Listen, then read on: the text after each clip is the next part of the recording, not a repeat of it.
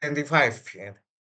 And in tomorrow, uh, you will do laboratory food analysis, advanced food analysis. Uh, topic of laboratory cannot be held similar with the topic of course, yeah. Maybe you will follow the course in Wednesday and Tuesday.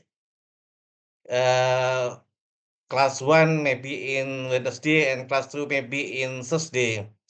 And laboratory will be held tomorrow, yeah, so that you have not the you have not accept the material. Maybe in this night I will explanation generally.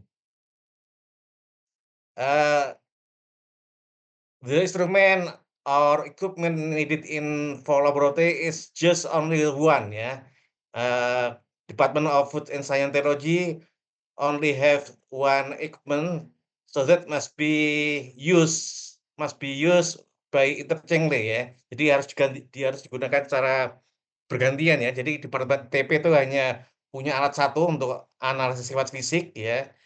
Jadi kalau dipakai bersamaan itu nggak mungkin, ya. Jadi harus dipakai, secara bergantian. Makanya ini perlu diberikan, pengantar karena memang kan, teorinya kan akan diberikan pada hari Rabu untuk yang kelas 1 dan hari Kamis untuk kelas 2. Jadi saya ini perlu memberikan sedikit pengantar supaya saat praktikum nanti Anda sudah punya gambaran sehingga tidak, apa ya, mungkin kalau diberikan penjelasan sama teknisi Anda bisa menerimanya, ya.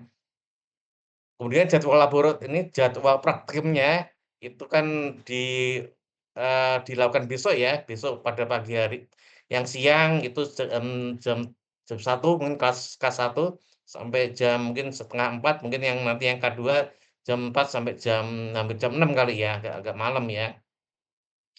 Ini jadwalnya jadi yang tanggal ini apa,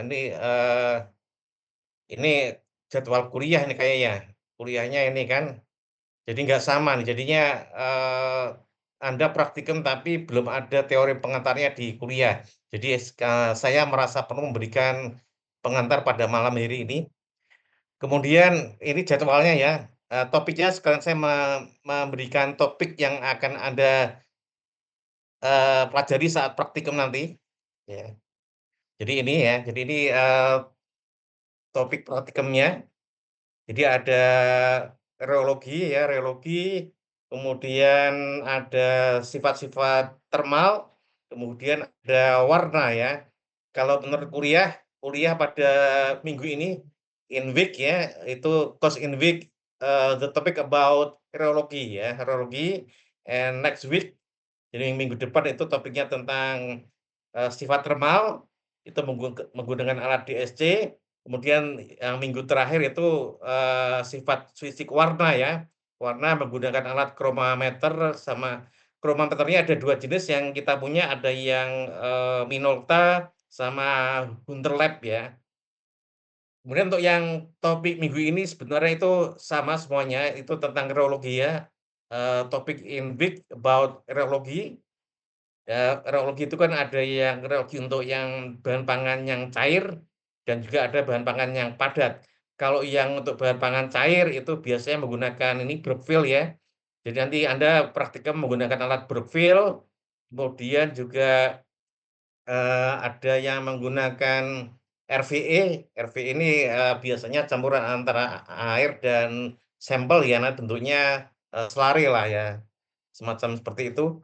Kemudian ada TA universal ini tekstur analyzer ya, biasanya untuk bahan ini bisa untuk padatan, bisa untuk semi padat ya, seperti gel gitu, bisa juga untuk cair ya.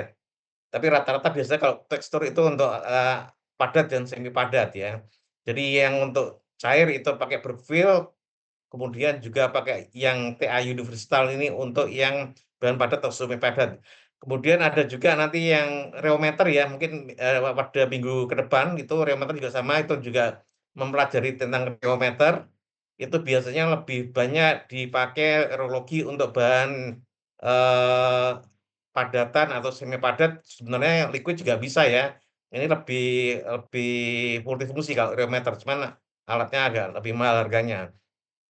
Jadi untuk minggu ini nanti Anda akan belajar ini ya, urologi, tapi ini ada saya sisipi ya, karena mungkin kalau pakai ini juga nanti problemnya itu ada satu teknisi yang pegang 2 alat seperti Bu Antin tuh pegang reometer sama TA universal kalau nggak salah. Kalau jadwal sama ya nggak mungkin ya, jadi satu orang pegang 2 alat pada jam sama kan nggak mungkin, masa satu orang dipotong jadi 2. Jadi nggak mungkin, jadi ini saya pisah, jadi yang reometer itu baru diberikan minggu depan ya. Jadi urologi yang pada minggu ini adalah TA universal, RVE, sama Brookfield. Kemudian yang satunya lagi adalah ini AW meter ya. AW meter ini Aqualab yang dipakai, kita punya 2 cuman yang satu itu agak, trouble sehingga yang kita pakai hanya AW meter Aqualab ya. Kemudian minggu keduanya nanti ya, ini, gantian kan ya. Jadi ini nanti ada sesi 1, sesi 2, sesi 3 maksudnya tuh waktu pertama, waktu kedua, waktu ketiga, nanti gantian. Misalkan ini kelompok 1 ya, kelompok 1 sesi pertama dapat TA universal, kemudian sesi kedua itu dapat AW meter Aqualab, kemudian di sesi ketiga dapat Brookfield ya. Jadi bergantian, begitu juga dengan kelompok 2 awalnya RVE, nanti gantian, TA universal, kemudian AW Aqualab ya.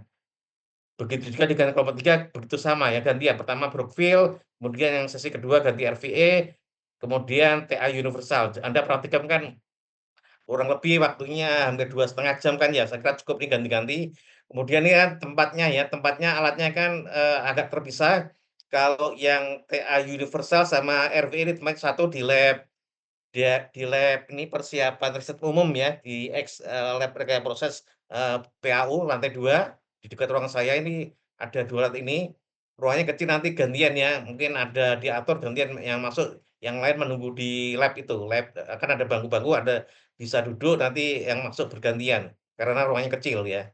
Kemudian Brookfield ini ada di lab-nya Bu Antin ya, di lab riset, rekayasa, sekarang namanya lab rekayasa proses 1 kalau nggak salah ya, lab rekayasa proses 1 di situ. Kemudian kalau AW Aqualab ini ada di ini, di LDITB ya, atau di iya di LDITB di lab kimia kalau nggak salah itu, lab kimia LDITB. Nanti Anda bisa tanya di LDITB di mana ruangannya ya, yang ini. Jadi begitu ya paham ya, nanti bergantian ya. Jadi kelompok 1 ini dapat TA, AW, Brookfield, gantian. Nanti yang 2 RVE, TA, Aqualab ya. Kemudian yang kelompok 3 Brookfield, RVE, TA Universal ya. Kemudian yang kelompok 4 nih Aqualab ya, Brookfield, RVE. Cuman ini nanti paling enggak nih, ya nanti, ada yang pindah ya, kalau yang ini ke Brookfield berarti pindah ke atas ya, ke lab rekayasa proses 1. Untuk minggu keduanya, ya sama topiknya ya, ini yang pertama masih tentang reologi sama awimeter ya, kemudian ini yang kelompok 1 RVE, kemudian ganti DSC, kemudian sama Permameter ya, pakai Minolta. Kemudian kelompok 2 begitu juga, ini tiap sesi nanti gantian ya. Saya berharap Anda pergerakannya cepat ya, karena, lokasi alatnya di tempat yang berbeda-beda, supaya waktunya efektif, nggak banyak terbuang, Anda harus segera pindah, kalau sudah selesai pindah ya. Kalau misalkan ada yang belum, yang nunggu mungkin, seperti yang RVE itu satu sekali analisis butuh waktu 30 menit, kemudian DSC juga lama, kemudian AW meter itu juga lama karena menunggu kesetimbangan itu untuk mengukur tekanan uap air di sekitar bahan sampel ya. Kalau yang Brookfield itu cepat, Brookfield cepat, kemudian TA juga TA ini ya, tekstur analyzer juga cepat, kemudian ada wetness meter, barometer juga cepat ya, yang lama-lama itu, mungkin nanti kalau yang lama DSC sabar ya, kalau juga yang RVE juga sabar, karena memang alatnya satu dan perlu waktu ya. Terus mungkin, ini saya tunjukkan peralatannya yang akan Anda gunakan ya, supaya bisa mengenal. Untuk tekstur analyzer yang kita pakai ini alatnya namanya tekstur analyzer Lloyd ya, Lloyd. Eee, kita sebenarnya juga punya alat SMS ya, SMS Stabil Microsystem, Tekstur Analyzer TAXT2i kodenya. Cuman problemnya, software-nya itu sudah apa ya, sudah jadul, sudah lama, cuman yang terbaru juga nggak ada ya, nggak dia discontinue. Alat kita masih bagus, masih bisa dioperasionalkan, cuman problemnya software-nya itu discontinue. Kalau misalkan biasanya belinya yang baru ya, beli baru dengan hardware baru harganya lebih mahal. Kemarin usul itu sebenarnya untuk beli baru cuman dapatnya alat seperti ini dari IPB. Mau beli lagi kayaknya juga dananya nggak ada, jadinya ya sementara yang kita punya ini yang tekstur analisa Lloyd ini tos juga sama ya, bedanya hanya ini ya, gaya yang dipakai nih, gaya ini lebih besar, biasanya kalau makanan bisa agak lebih kecil. Jadi memang ini, kalau untuk yang makanan yang gayanya itu kecil-kecil biasanya nggak terdetek ya, tidak terdeteksi. Jadi ini yang gambar kiri ini ada alatnya ini ada sampelnya apel ya, ini. Kemudian ini foto yang kita punya ini alat, tekstur analyzer load yang kita punya ini, yang tengah ini terkompil dengan komputer nih, ada CPU-nya, ada monitornya, ini tempat sampelnya, ini ada probe-nya. Ini probe-nya jenis probe-nya banyak sekali ya ini probe-nya. Cuman kita tidak semua punya, yang kita punya yang bawah ini, yang seperti ini kita punya, yang, model silinder seperti ini kita punya ya. Ini jenis probe-nya nih, silinder, kemudian model bola, kita punya, ada beberapa. Juga probe yang dulu bekasnya pakai SMS itu juga bisa dipakai di sini. Jadi ini alat-alatnya Anda mengenal, nanti Anda akan ini, nanti saya berikan ini, logbook ya, nanti data-data apa yang harus Anda dapatkan. Mungkin, kita lanjut dulu. Lanjut dulu, ini alat yang RVE ya, Rapid Visco Analyzer seperti ini alatnya ini, Texmaster ini sudah 15 tahun umurnya tapi masih bisa dipakai ini ya. Kemudian di sini ada, aksesoris yang harus dipakai ya. Ini ada namanya kanister, ini wadah untuk, sampel yang akan diukur, kemudian ada pedal untuk mengaduk ya, nanti ada aqueduct ditambahkan sama sampelnya bisa pati, biasanya pati ya, pati-patian atau tepung-tepungan. Jadi nanti, nanti ada monitor ya, nanti Anda harus tahu sampel yang Anda ukur nanti kadar airnya berapa, yang nanti untuk dibuat menjadi sampel slurry itu perlu ditambahkan aqueduct berapanya, biasanya sekitar 20 mili biasanya. Jadi nanti ini, ditimbang dulu kanister sama sampel partinya atau tepungnya, habis itu ditambahkan air, kemudian dimasukkan pedal ini, diaduk ya, diaduk sama mungkin merata, baru dimasukkan ke sini. Ini bisa naik ya, ini ada towernya, ada pistonnya, ini bisa naik ke atas ya seperti ini. Nanti, eee, kanister ini disambungkan ke sini ya, di-join ke sini nanti bunyi klek. Kalau sudah bunyi klek berarti oke, baru nanti ini ditekan ditekan, nanti di monitornya diklik start ya, diklik start baru nanti dia jalan. Jalan nanti akan dapat grafik Anda. Ya, nanti akan dapat grafik, Anda akan dapat data seperti pasting temperatur, waktu pasting, kemudian breakdown, viscosity, setback viscosity, peak viscosity, dan seterusnya ya. Itu data-datanya, alatnya seperti ini. Jadi nanti Anda akan melihat ini, kanister sama pedal ya, ini alatnya, ini nanti ke ini ya, dikompil ke komputer ya, saya nggak tunjukkan komputernya, nanti ada software-nya bisa dipakai. Kemudian saya lanjutkan ke ini, Brookfield Viscometer. Jadi ini alat yang dipakai untuk mengukur viskositas ya, viskositas itu udah hambatan alir, kalau Anda belajar nanti di hidrologi ada ya, hambatan alir itu ada. Biasanya untuk, fluida yang liquid atau yang semi liquid ya, alatnya seperti ini, kalau berdiri seperti ini di bodinya ini ada parameter untuk menghitung ya, kalau nomor spidol berapa, kecepatan berapa, nanti hasil pendataannya kalau fluidanya Newtonian ya, kalau fluidanya Newtonian seperti ini nih hasil di sini nanti tinggal dikalikan dengan apa ya, data yang ada di sini. Ya. Jadi ini ada mungkin bagian-bagian saya tunjukkan ya, ini ada apa ya, ini, namanya untuk ini untuk apa ya, untuk yang nahan gelas ya, jadi ada gelasnya seperti ini, ada gelasnya ini yang, namanya guard leg ini ya, guard leg, kemudian ini ada yang penting-penting ada spindle ya, ini kemudian ada sampel container atau gelas ya, gelas seperti ini untuk menampung sampel yang akan diukur ya, yang penting-penting ini aja, terus ini ada yang atas ini pengukur kecepatan ya, Anda akan mengatur kecepatannya berapa, kemudian ada ini ada apa ya, suatu tombol untuk, menghentikan supaya putarannya stabil dan Anda bisa melihat, kemudian ada on off-nya ya. Jadi ini bagian-bagian yang penting ini yang kepalanya untuk mengukur, ini di atasnya ada bagian yang Anda bisa mengatur kecepatan putar dari spindle. Jadi ini ada angkanya bisa dilihat ya, nanti Anda lihat ya, berapa nih, 3, 6, dan seterusnya nih, ini bisa digeser-geser.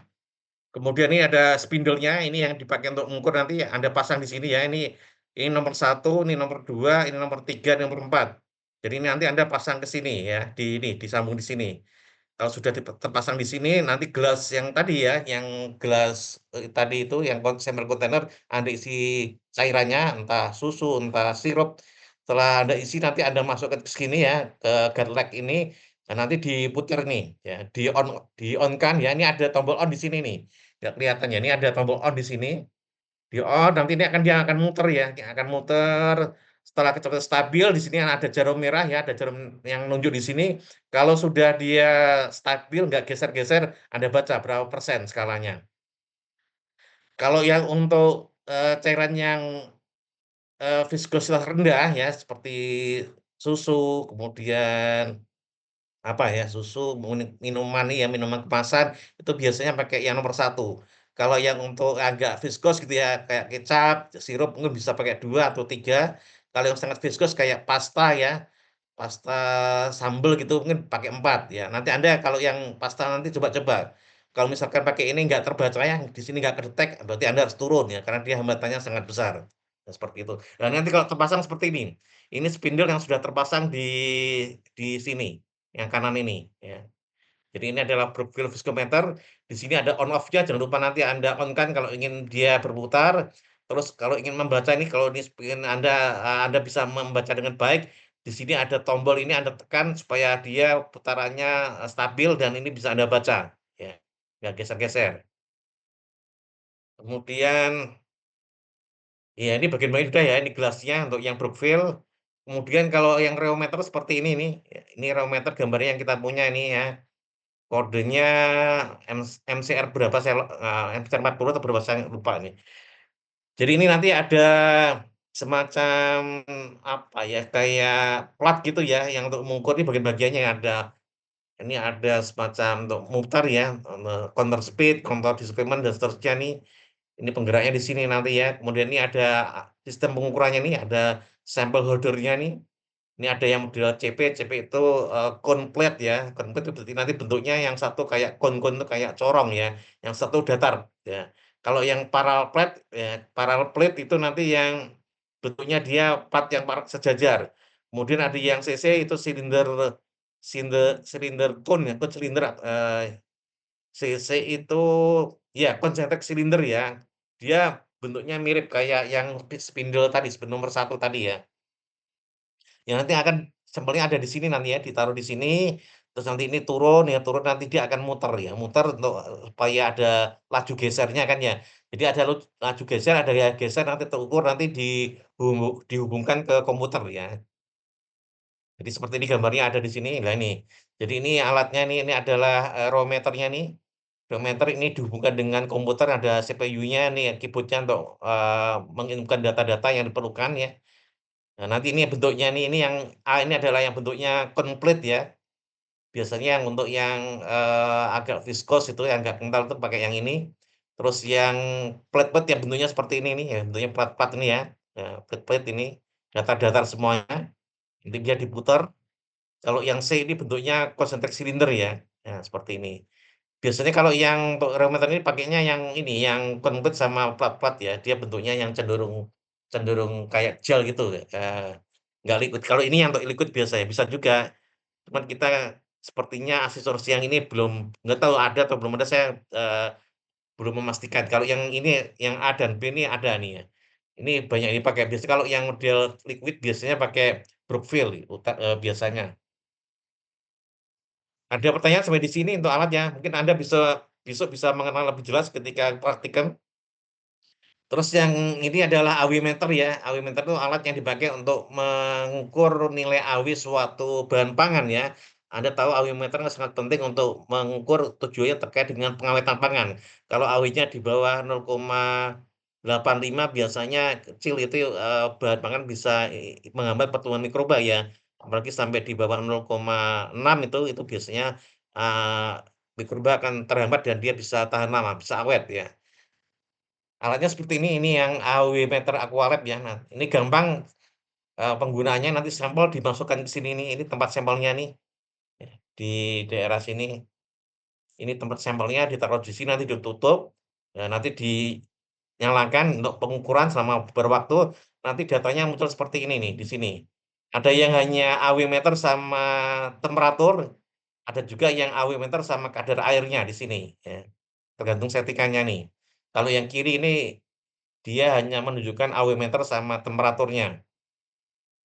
Nanti di teori dijelaskan AW meter itu apa, AW meter itu kan perbandingan antara tekanan uap air di sekitar bahan pangan yang diukur terhadap terhadap tekanan uap air murni pada suhu tertentu ya, pada suhu suhu pengukuran tentunya. Tapi tekanan uap air murni, tekanan uap murni itu bisa Anda cari di steam tabel ya, nah di situ. Tabel nggak tuh? Ini yang AW meter. Kemudian yang ini, yang tadi udah ya, yang Mulai lagi minggu nih. pertama yang untuk reologi sama AW meter ya, itu yang Anda lakukan nanti untuk besok. Kemudian yang minggu depannya nanti Anda juga akan menggunakan alat DSC, Differential Scanning Calorimetry, untuk mengukur sifat-sifat termal suatu bahan pangan ya. Alatnya seperti ini DSC 60, Shimadzu 60 yang kita punya. Terus ini ada alat, sampel sealer ya, untuk mempersiapkan sampelnya. Ini ada pen ya, pensel namanya, pensel yang dipakai nanti tipenya pensel nomor 8 nih, itunya 2015309 nih. Jadi nanti ini sampel dimasukkan ke sini, ditambahkan air dengan bandingan tertentu ya, terukur. Kemudian ini tutupnya yang bawah, ini dipasang di atas, nanti di-seal di sini supaya tutup rapat ya, sampai kedap, jangan sampai bocor. Kalau bocor nanti hasil pengukurannya nggak bagus ya. Jadi setelah di-sampel sealer di sini, baru nanti dimasukkan di sini, nanti diukur. Ya nanti ada kenaikan temperatur, nanti bisa di-setting kenaikan temperaturnya berapa tiap tiap menitnya. Alat ini ada di lab, persiapan riset umum atau Lab Rekaya Proses Pangan di PAU lantai 2. Itu ya yang untuk DSC ya, ini perlu waktu nih alat ini, jadi nanti harus sabar, apalagi kalau misalkan, penyiapan penselnya nggak bagus, bocor, ini biasanya hasilnya nggak bagus ya, dia pecah. Kemudian warna ya, warna itu, kita punya 2 ya, kronometer minolta seperti ini.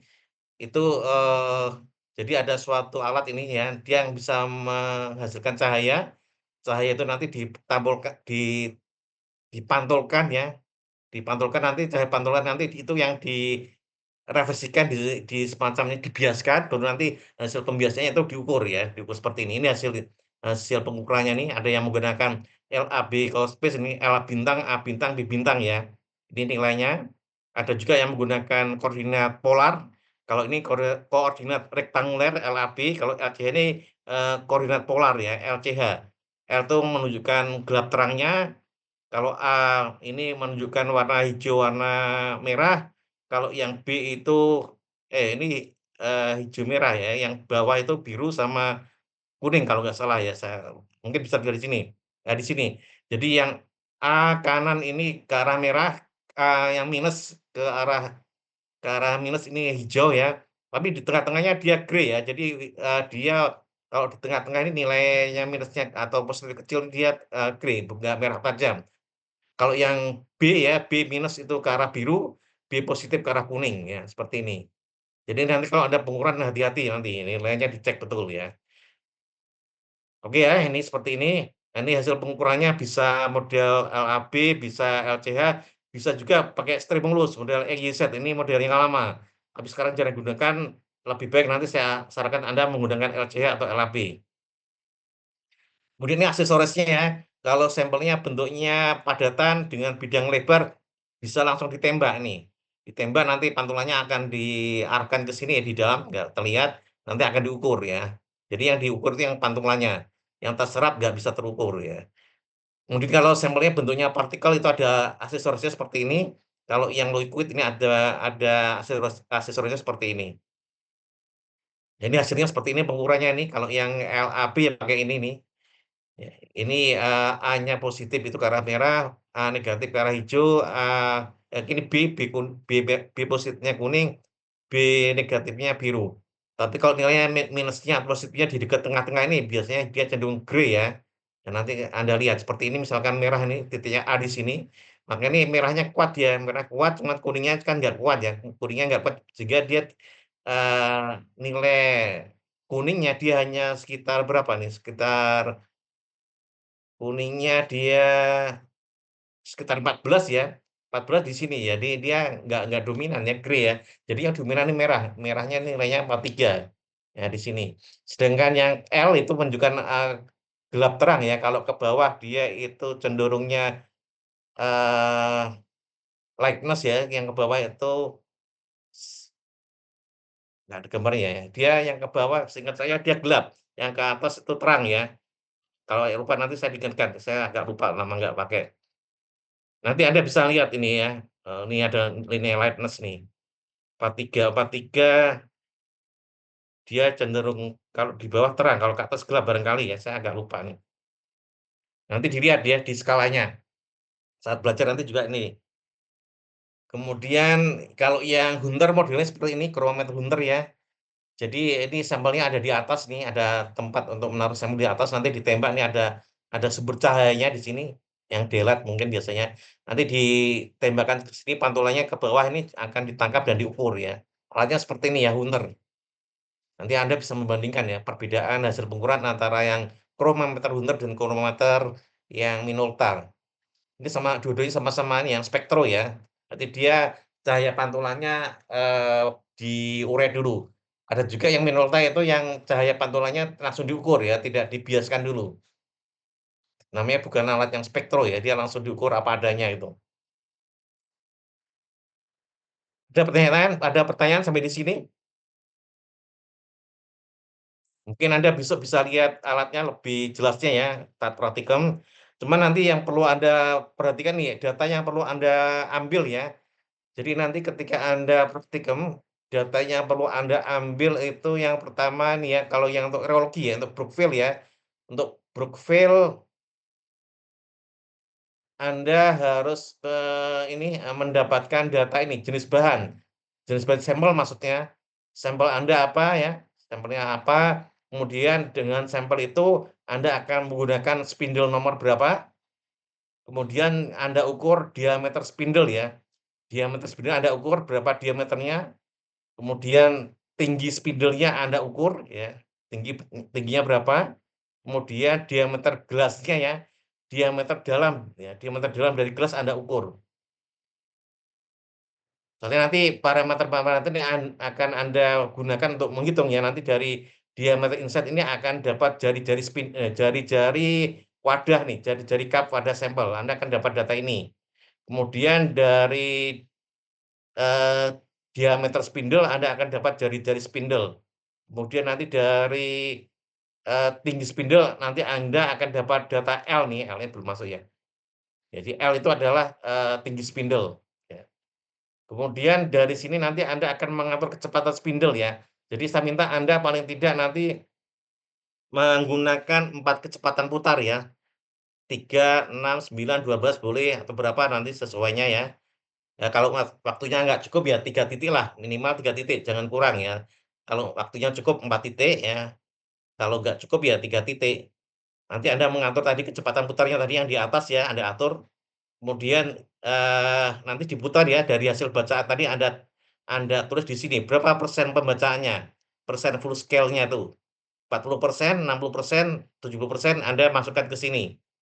Ya nanti Anda dapat 4 data ya, 4 kecepatan putar, kemudian 4 bacaan di alat Brookfield. Dari data ini nanti Anda olah, Anda hitung pakai persamaan ini, dari kecepatan putar ini nanti akan mendapatkan data laju geser ya, laju geser itu gamma ini, Anda akan dapat nilai ini, kemudian dari, eee, viskometer indikator reading ini Anda akan mendapatkan gaya geser nih, tahu nih, gaya geser ini sama dengan A dibagi 2 pi R kuadrat L ya, R kuadratnya jari-jari spindle, L-nya, tinggi spindle. A itu biasanya persen full scale bacaan dari profilnya yang terbaca di alatnya, Anda kalikan kalau Anda pakai yang tipe LV ini Anda kalikan 673,7 din sentimeter. Anda kalikan nanti Anda dapat data ini, ya semuanya dapat, nanti Anda lenkan ya, Anda lenkan nanti Anda lakukan regresi, Anda akan dapat nilai N sama nilai K. N itu adalah indeks perilaku aliran, K itu adalah indeks konsistensi. Kalau misalkan fluidanya dia mengikuti model Herschel-Bulke ya, Herschel-Bulke adalah fluida yang dia untuk bergerak itu butuh gaya. Kalau yang kecap Anda balik, kecapnya akan keluar dengan sendirinya. Sirup, kalau dalam botol Anda balik, sirupnya akan keluar dengan sendirinya. Itu namanya yang fluida, non-Newtonian ya, yang biasa, yang power law modelnya. Tapi kalau yang Hertzsprung Anda harus mencari, nanti ada istilahnya yield stress. Yield stress adalah energi yang diperlukan untuk menggerakkan, sampel. Contohnya, saus tomat ya, saus tomat atau saus sambal. Kalau Anda makan bakso, makan mie ayam, ketika botol saus Anda balik, apakah sausnya akan keluar? Yang suka bakso, yang suka mie ayam, saya tanya, Enggak. tidak kan? Anda ada upaya untuk mengeluarkan, Anda kocok-kocok atau Anda apa ya, Anda memberikan gaya supaya keluar kan ya? Sebenarnya cara yang paling gampang itu pantatnya ya, pantatnya Anda tepuk-tepuk itu nanti akan keluar sendiri, itu ada gaya yang mendorong ya di situ. Nah, Goyang itu dong. namanya yield stress ya, gaya minimum yang diperlukan untuk menggerakkan, suatu fluida, itu namanya yield stress. Anda nanti bisa menghitung yield stress ini. Tapi kalau dia fluidanya kayak fluida kecap, sirup, itu nggak perlu menghitung yield stress-nya ya, Yes. seperti ini. Oke ya, kemudian untuk yang lanjutnya ini adalah reometer ya. Reometer sama dan harus mencatat ini jenis bahannya apa. Kalau ini bukan nomor spindle ya, ini apa ya, jenis Jenis, probe-nya atau jenis plat-nya tadi ya, dia, eee, cone plat atau parallel plat, ya 2 itulah ya, CC sama CP sama PP, ya. Ini salah, ini bukan nomor spindle ya. Mungkin Anda nanti mengukur berapa, tapi ini nggak perlu sih sebenarnya, tapi, kalau Anda ukur nggak apa-apa. Nanti datanya langsung muncul ini ya, data di monitor komputer itu langsung dalam bentuk ini, laju geser ya, gamma sama, shear stress, gaya geser ya. Nanti Anda bisa menghitung ini ya, Anda diminta menghitung ini, nilai N sama nilai K. Kalau misalkan yang memang dia harus, hasil bulky ya Anda harus mencari nilai ini, tahu 0 ya. Kemudian ini data-data yang harus Anda dapatkan, kemudian tapi ini bisa dalam bentuk grafik ya, nanti ditampilkan biasanya dalam bentuk grafik. Kalau Anda ingin mendapatkan dalam bentuk tabel, Anda bisa minta ke teknisinya untuk mungkin minta ditampilkan dua-duanya ya, baik dalam bentuk grafik maupun dalam bentuk tabel. Tapi kalau misalkan teknisinya hanya berkenan memberikan dalam bentuk grafik, ya udah Anda nanti background sendiri, kira-kira ya berapalah ya, supaya nanti Anda bisa melakukan regresi, karena tujuannya kan ini ya, melakukan regresi supaya mendapatkan nilai N kecil sama nilai K ini. Kemudian logbook untuk yang RVE ya, RVE nanti seperti ini, ya, RVE nanti, sama jenis bahannya apa ya, misalkan pati sagu, apa, tapioka ya, atau pati jagung ya, atau tepung beras ya. Bahannya Anda sebutkan, kadar kadar air bahannya berapa, Anda harus tahu, jumlah sampelnya berapa yang Anda gunakan, 3 miligram atau berapa ya. Kemudian jumlah air yang ditambahkan berapa mili ya, berapa mili, dan nanti akan dimasukkan ke kanister tadi, dikocok, kemudian dimasukkan ke dalam RVE, nanti akan diukur. Nanti Anda akan menentukan ini, passing temperaturnya berapa, nilainya nanti di situ muncul ya. Anda bisa minta ke Pak Iman, teknisinya, Anda bisa mendapatkan data ini, passing temperatur, kemudian peak viscosity, kemudian whole strength viscosity atau true viscosity ya. Jadi ini viskositas ketika suhunya dipertahankan dalam kondisi panas, itu berapa. Kemudian breakdown viscosity ketika dia pecah, itu berapa ya. Kemudian final viscosity ketika dia setelah mengalami pendinginan, itu berapa, setback viscosity-nya berapa, kemudian Anda juga bisa mendapatkan, eee ini, peak time-nya ya, peak time-nya berapa? Ketika mencapai peak viscosity itu waktunya dibutuhkan berapa? Nah, nanti nanti Anda catat ini hanya untuk membuat data aja ya, nanti kalau membuat laporan Anda lakukan analisis ya, ini belum analisis, Anda hanya untuk mendapatkan data saja. Kemudian yang ini, tekstur analyzer ya, tekstur analyzer yang perlu Anda dapatkan datanya nanti adalah jenis bahannya, jenis sampelnya apa nanti, kemudian jenis probe-nya yang apakah yang plat atau yang silinder atau yang, bola, ya Anda, nanti Anda masukkan datanya, difoto ya, jangan lupa difoto. Kemudian kecepatan setting-nya ya, ketika itu kan ada probe ya, probe nanti yang akan menyentuh bendanya yang Anda ukur. probe-nya apa jenisnya itu. Nanti ketika probe-nya turun ya, turun dari atas dia turun mengenai sampel itu kecepatannya berapa, ketika menekan sampel itu kecepatannya berapa, setelah selesai nekan, ya ada perubahan bentuknya, nanti dia akan naik lagi, namanya post test, itu berapa ya. Itu ada settingannya, nanti Anda tanyakan ke Pak Iman, Anda catat ya, prioritasnya di-setting berapa, saat, menekan, saat uji testing itu berapa kecepatannya, Anda tanyakan, Anda catat, kemudian setelah dia selesai menekan, naik lagi berapa kecepatannya. Nanti gambarnya Anda tambahkan di sini ya, gambar hasil pengukuran, Anda minta Pak Iman, filenya, gambarnya Anda tempel, kemudian Anda tentukan ini, parameter teks bahan yang dianalisis seperti kekerasan, kemudian konsistensi dan seterusnya.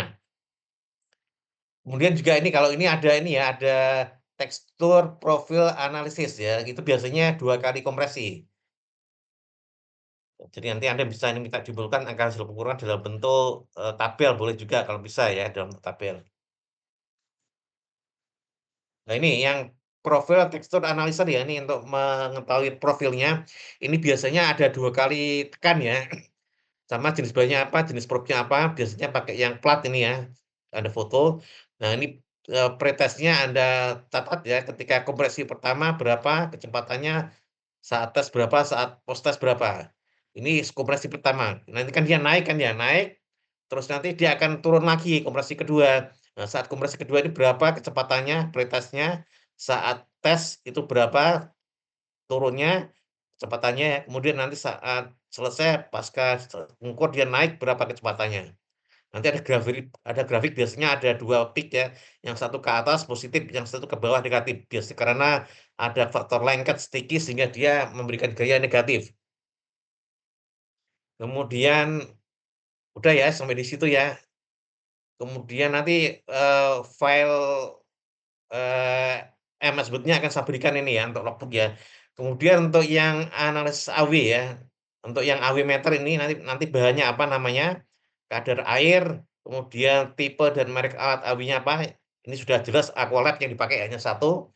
Kemudian hasil pengukuran seperti ini, misalkan sampel satu ya, AW-nya berapa, suhunya berapa. Nanti Anda ulang ya, kalau misalnya cukup Anda melakukan 2 kali, 2 sampel mungkin yang satu cair, yang satu padat boleh, atau mungkin yang satu AW rendah, satu AW tinggi ya. Jangan kedua-duanya, waktunya nggak cukup. Kalau misalkan Anda milih AW cair sama bahan cair sama bahan bahat boleh, atau yang satu bahan yang AW-nya rendah sama AW-nya tinggi boleh, 2 sampel itu Anda ulang ya. Anda bisa bervariasi supaya nanti bisa dibandingkan dengan teman-temannya. Paling nggak 2 sampel yang Anda ukur ya. Soalnya memang ini per waktu, kalau misalkan nggak cukup waktunya mungkin nanti kalau teknisi punya data yang diberikan ya beri aja supaya Anda nanti punya data untuk dibahas. Soalnya ini memang per waktu ya, paling tidak ada satu sampel lah yang Anda melakukan pengukuran, kalau misalkan nggak cukup waktunya, Anda bisa menggunakan data yang sudah ada. Kemudian untuk yang analisis terma DSC ya, dengan DSC mungkin minggu depan nggak apa-apa, ini saya berikan juga nih. Sama nama bahannya apa yang Anda ukur ya, mungkin bahan pati, bahan, tepung dan seterusnya, atau pakai plastik bisa juga ya, plastik misalkan PET, HDPE dan seterusnya. Kemudian kadar airnya bahan berapa, jumlah sampel berapa, jumlah air yang ditelan berapa ini. Kalau yang plastik nggak perlu air ya, kalau yang, padi kan ini untuk mengecek, suhu gelatinisasi, kalau plastik biasanya melting point-nya. Jadi kalau plastik tidak perlu ini ya, tidak perlu air, tergantung sampelnya. Kemudian yang ditentukan nanti ya, dari data itu nanti Anda harus menentukan T onset ya. Misalkan kalau ada proses gelatinisasinya, Anda harus menentukan berapa T onset-nya, kemudian berapa T peak gelatinisasinya atau melting-nya, kemudian T end-set-nya, kemudian entalpinya ya. Ini kalau misalkan ada melting-nya, kalau misalkan kristalisasi ya, ya kristalisasi. Kemudian kalau ada perubahan transisi gelas ya, perubahan fase amorf ya, dari kondisi glasi ke rubbery. Itu Anda harus juga menentukan T onset TG, T midpoint TG, sama T onset TG ini, berapa. Untuk menentukan ini Anda perlu software, software-nya nanti akan saya berikan ke Anda ya, nggak usah khawatir Anda akan saya berikan, silakan nanti Anda install. Tapi jangan di-share ke mana-mana ya, cukup untuk Anda sendiri ya. Jadi software-nya silakan Anda install, tapi hanya untuk Anda sendiri. Jangan di-share ke mana-mana, pesan saya. Kemudian untuk yang, ini warna ya, pakai chromameter, baik yang Minolta maupun yang Hunterlab. Sama nama bahannya apa, bentuknya bahan padat atau cair, tipe dan merek kronometer yang Anda gunakan apa, apakah Minolta atau Hunter, kemudian hasil pengukurannya seperti ini ya. Ada L bintang, A bintang, B bintang nih yang koordinat rektanguler, boleh juga Anda pakai yang polar, L bintang, C bintang, H bintang. Terus jangan lupa kalau yang warna ini biasanya Anda perlu ada satu yang Anda gunakan sebagai standar, sebagai pembanding ya, dan satu sebagai yang diukur ya. Jangan lupa diulang ya, ini kan cepat ya, ukur warna ini cepat, nggak butuh waktu yang lama. Tinggal ditembak nanti akan muncul ya datanya. Jadi ini misalkan ini standarnya diulang, kemudian ini sampel yang Anda ukur ya, diulang. Biasanya warna sama, cuman ini yang standar biasanya dari sampel yang berbeda. Nah, nanti dari sini Anda harus begitu nilai delta E ya. Bedaannya itu jauh atau tidak, ekstrem atau tidak. Kalau deltanya dekat biasanya itu hampir sama ya. Ini biasanya dipakai untuk quality control di suatu perusahaan. Kalau misalkan deltanya kecil ya berarti masuk. Tapi ini nggak jadi jaminan ya. Ini harus juga dicek warnanya. Kadang-kadang walaupun nilai deltanya kecil, mendekati nol, tapi warnanya agak berbeda. Nanti di kuliah akan diberikan. Saya nggak akan menyampaikan di sini. Kemudian ini yang wetness meter ya, wetness meter itu gambarnya lupa, lupa kelewat. Wetness meter ini menghitung indeks putih ya, keputihan suatu bahan, misalkan tepung dan seterusnya. Nama bahannya apa, kadar berapa, kemudian tipe dan merek alat wetness meter yang Anda gunakan apa. Hasil pengukuran seperti ini, sampel 1 diulang, sampel 2 diulang. Ini juga cepat juga ya, bahannya bisa tepung-tepungan ya, derajat putih, wetness index atau wetness degree ini. Nah, itu yang bisa saya berikan untuk pembekalan praktikum besok Anda ya. Nanti ini MS Word-nya akan saya berikan ke Anda supaya nanti jadi panduan Anda ketika praktikum untuk mendapatkan data itu supaya nggak terlewat ya. Kemudian yang untuk tadi yang untuk yang Brookfield, Anda ketika mengukur ini ya diameter-diameter Anda harus menggunakan kaliper ya, kaliper atau sketch mat. Apa Anda bisa menggunakan ini sketch mat? Cara menggunakannya, Samuel? Can you use caliper or sketch mat to measure diameter of glass, to measure the diameter of spindle? Samuel, Fahima, have you used caliper or sketch mat? You mean Vanya Khalifa? Huh? You mean Vanya Khalifa? Sketch mat caliper. I will show you sketch mat ya. I will Okay. stop this PowerPoint.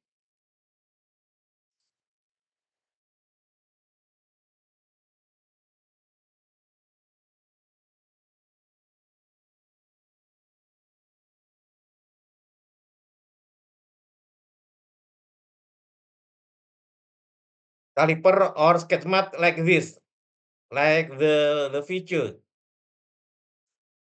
Yes, we can. Yeah, I think see you ever see the equipment, the caliper? Yes.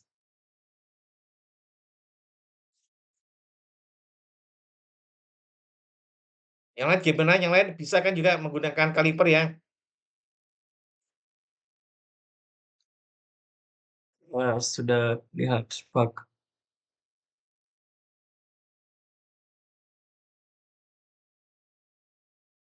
Ya, seperti ini gambarnya nih kaliper. Jadi ini ada main scale ya, skala utama ini nonius yang bisa digerak-gerakkan nih, digerak-gerakkan ya. Nanti ini sampel yang Anda ukur ada di sini.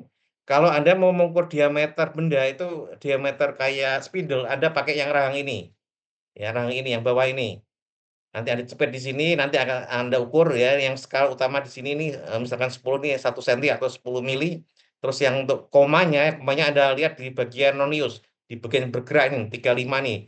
Anda lihat garis yang berhimpit dengan garis yang di nonius berhimpit dengan di skala utama nih ya. Nah, seperti ini. Kalau Anda mau mengukur diameter dalam ya, diameter inside diameter atau dia dalam dari gelas, Anda menggunakan yang atas ini. Anda pakai yang atas nih, jangan salah ya, jangan terbalik ya. Yang atas itu untuk mengukur diameter dalam. Harus lurus ya nanti, lurus, jangan jangan Jangan miring, nanti nggak akurat hasil pengukurannya. Ya, ini bagaimana Anda membaca hasil pengukuran dari kaliper ya, sketch mat.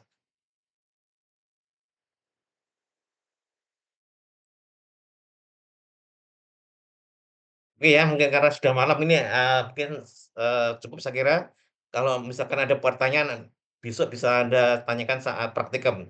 Kemudian, ML-nya akan saya share ke praktikum supaya bisa Anda gunakan untuk praktikum besok pagi. Saya kira cukup ya. Apa ada pertanyaan? Jadi, saya dapat info dari Bu Yuli yang, bagian teknisi untuk AW. Jadi nanti, besok itu langsung, 3 kelompok terlebih dahulu ke AW, ke lantai 4 karena Bu Yuli itu ada, berbarengan dengan praktikum lain, seperti itu, Pak. Jadi kata Oh gitu ya. Bu Yuli, biar 3 kelompok langsung AW terlebih dahulu karena, bentar kok Mbak, cuman satu tiap sampelnya itu sekitar 2 menit, gitu sih. Oh, oh. Kalau begitu sebentar sebentar ya, saya, cek dulu tadi, sebentar, bagian kelompoknya ini tadi, sebentar ya. Ya mungkin nanti ada, apa ya, kalau yang bentrok paling yang sesi jam 1 ya, Mbak Amiroh ya? Mungkin yang sore, yang jam 4 saya kira enggak kan? Iya, sepertinya sepertinya segitu, Pak. Saya kurang tahu, tapi kayaknya bisa mungkin yang sore. Nanti coba saya pastikan lagi ya, Pak. Ya mungkin harus di ini ya, dilihat dengan jadwal ini ya, supaya nanti, eee, cocok ya jadwalnya ya, supaya nggak bentrok Iya, lah. iya, Saya iya, cek Pak. dulu. Jadi harus dilihat Mhm. dengan ini, tapi nanti kalau misalnya bareng ke sana semua nanti, misalkan ya, ini kan yang sesi pertama ke sana semua, berarti nanti yang 3 kelompok, misalkan alat yang misalkan kelompok 2 3 4 ya. Jadi nanti yang kelompok 2 3 yang ke arah RVE Brookville kosong jadinya. Iya. Atau ya mungkin didahulukan yang kelompok yang, RVE sama Brookfield ini, yang AW biarkan nanti yang paling terakhir gitu, Pak. Gimana ya? Saya juga bingung. Ya coba nanti, teknisnya nanti kita atur. Iya, Mbak Suci Iya. ada yang, mau tanya silakan.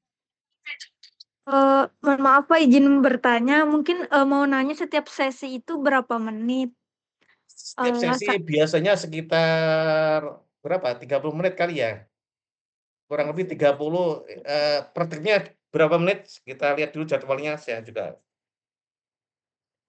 kan kalau nggak salah praktikum itu kan 3 SKS 150 ya, 2,5 jam kan ya? 2,5 jam dibagi 4, dibagi 3 ya, dibagi 3 nih ya, kan 3 alat kan ya? Dibagi 3 berarti ya satu alat 50 menit, cuma nanti ada wirawiri, ada penjelasan mungkin ya kurang lebih antara 40 menit lah, satu satu alatnya nanti. Kalau yang RVE itu sangat ngepas ya, karena kurang lebih satu sampel itu perlu waktu 30 menitan. Kalau yang, warna, kalau yang Brookfield itu cepat itu. Tapi Brookfield biasanya kalau kendalanya kalau yang jenis sampelnya pasta ya, kalau saus tomat itu perlu cari-cari ukuran spidol yang cocok itu biasanya agak perlu waktu. Tapi begitu sudah dapat spidolnya, itu cepat. Kalau sampelnya sirup, itu biasanya cepat sirup, kemudian susu itu cepat biasa pakai nomor 1. Kalau kecap kemungkinan nomor 2 ya, kecap nomor 2. Kalau saus antara nomor 3 nomor 4 nanti dicek, dilihat. Oke, baik Pak, terima kasih. Mohon maaf Pak, apakah boleh saya nanya refresh di sini Pak? Kebetulan pertanyaan titipan dari teman-teman terkait pengumpulan dari PR Pak. PR kan sudah saya, extend sampai minggu depan kan ya, supaya Baik bareng Pak, dengan terima yang kasih. S2, Oke, baik Pak, terima kasih. biar Anda bisa fokus tapi nggak boleh molor lagi ya, nggak boleh nambah lagi ya. Siap Pak, terima kasih Bapak.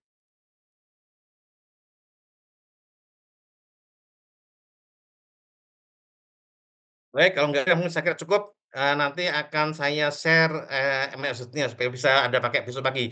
Dan besok pagi Anda akan bisa alatnya dengan lebih jelas ya, karena Anda langsung berhadapan. Baik, terima kasih banyak atas perhatiannya. Saya tutup. Wassalamualaikum warahmatullahi wabarakatuh. Waalaikumsalam warahmatullahi wabarakatuh.